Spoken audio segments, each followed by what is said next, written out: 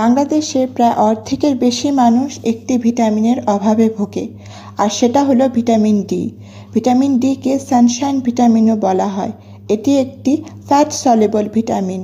Vitamin D মূলত দুই প্রকার: ভিটামিন ডি2 বা অ্যার্গোক্যালসিফেরল এবং ভিটামিন ডি3 বা কোলেক্যালসিফেরল। ভিটামিন ডি এর প্রধান উৎস হলো সূর্যের আলো, তাই প্রতিদিন 10 থেকে 20 মিনিট সকালের রোদ খুবই উপকারী।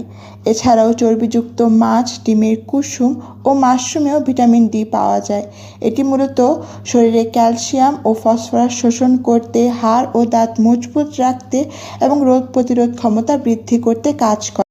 ভিটামিন ডি এর অভাবে সবসময় ক্লান্তি ও দুর্বলতা, হাড় ও মাংসপেশিতে ব্যথা, চুল পড়া, ইমিউন সিস্টেম দুর্বল হওয়ার মতো লক্ষণ দেখা যায়। তবে বেশি সাপ্লিমেন্ট খাওয়াও ক্ষতিকর হতে পারে, তাই প্রয়োজন বোধ করলে টেস্ট করে নিন। নিজের শরীরের যত্ন নিন, সুস্থ থাকুন। Follow for more.